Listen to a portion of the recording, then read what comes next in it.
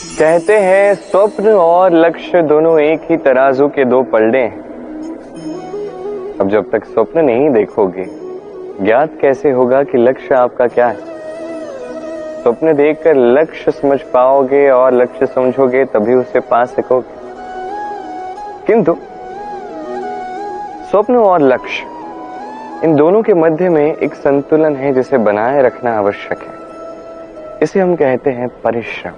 देखिए, यदि आपको स्वप्न देखना है तो बिना परिश्रम के निद्रा की आवश्यकता है, किंतु यदि आपको लक्ष्य पाना है तो आपको बिना निद्रा के परिश्रम करना ही होगा। तो आलस्य त्यागिए और निर्णय लीजिए कि आपको क्या चाहिए। आपके जीवन के इस तराजू में स्वप्न का पलड़ा भारी होना चाहिए या लक्ष्य का। मेरी मानो तो दोनों में संतुलन बनाए रखोगे तो मार्ग अपने आप बनेगा। बस उस पे आगे जाइए और मेरे साथ प्रेम से कहिए, राधे राधे।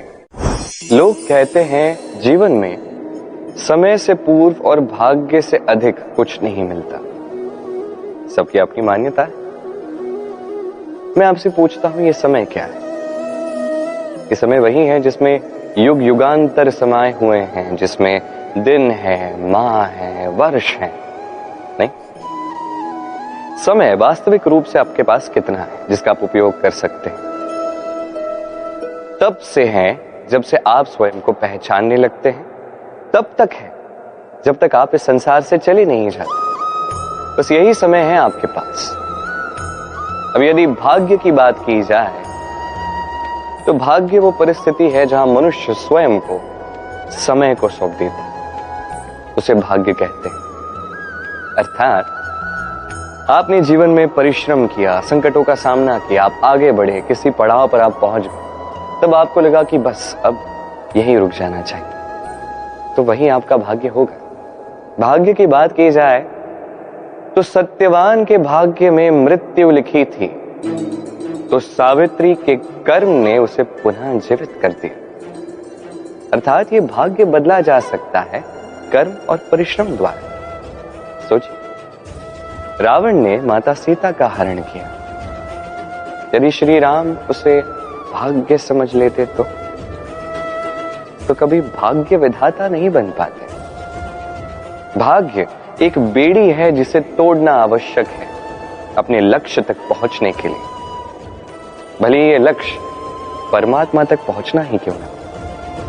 आप यदि परमात्मा तक पहुंच भी ना पाए, उस मार्ग में आगे तो बढ़ ही सकते हैं।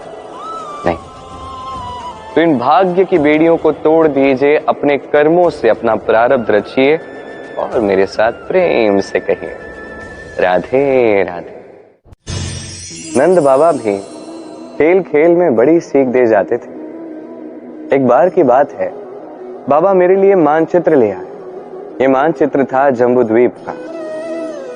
ये एक पहेली है जो भिन्न भिन्न भागों में बटी हुई है, जिसे मुझे जोड़ना है। बस इतना सा मेरा कार्य है। अब बार बार प्रयास किया मैंने, किंतु हर बार मैं असफल ही रहा। बाबा ने ये देखा, बाबा मुस्कुराए। बाबा ने कहा कि एक कार्य करो, इन सभी भागों को पलट दो। मैंने पलट दिया। फिर देखा तो हर भाग पे मनुष्य के शरीर का कोई ना कोई भाग है। कहीं हाथ है, कहीं पैर है, कहीं मुख है। बाबा ने कहा अब इसे जोड़। मैंने जोड़ दिया। मनुष्य का मानचित्र पूर्ण हुआ। अब बाबा ने कहा कि इसे पलट दो, मानचित्र पूर्ण हो चुका है। मैंने कहा ठीक है। मैंने पलटा, देखा जम्बूद्वीप का मानचित्र पूर्ण हो चुका। बाबा ने कहा यदि देश को सबल बनाना है, शक्तिशाली बनाना है, स्थिर बनाना है, तो सर्वप्रथम मनुष्यों को एकजुट करना सीखो। सभी सैनिक जब एकजुट हो जाएंगे तभी सैन्य अपने आप खड़ा हो जाएगा। यही नहीं, बाबा ने कहा प्रेम से जुड़ जाओगे तो परमात्मा अपने आप ही सामने आ जाएंगे। तो यही कीजिए और मेरे साथ प्रेम से कहिए, राधे राधे। अब मैं चाहता हूं कि सभी मेरी बात ध्यान से सुने और समझें। दाता अवश्य देता है, यही उसका कर्म है। किंतु याचक को अपनी मर्यादा का ज्ञान होना आवश्यक है। उसे ये बात समझनी चाहिए कि जो वो मांग रहा है उसके वो पात्र है भी या नहीं। हमें वो मांगना चाहिए जो वास्तविक रूप से हमारे अस्तित्व के लिए शुभ हो, और अधिकतर लोग यही भूल करते हैं। जब भी हमें भूख लगती है हम तृप्ति नहीं मांगते, हम मांगते हैं स्वादिष्ट व्यंजन। जब हमें समृद्धि पानी होती है हम और धन मांग लेते हैं। जब हमें निद्रा पानी होती है हम एक भव्य शैया मांग लेते हैं। हम वो सब मांगते हैं जिससे हमें तृप्ति नहीं मिलती। अभी तो हमारी ये प्रयास, हमारा ये लोभ और बढ़ जाता है, और इसलिए जो भी हम मांगते हैं यदि वो हमें मिल भी जाए तभी हमारे मन में हमें असंतोष, अतृप्ति का अनुभव होता है। और इस असंतोष, इस अतृप्ति का कारण और कोई नहीं, हम स्वयं हैं।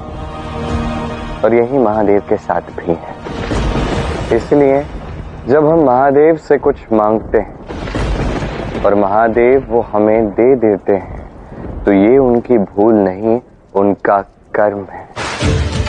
यदि मनुष्य मनचाहा वर पाने के पश्चात भी संतुष्ट ना रहे, ये महादेव की भूल नहीं है।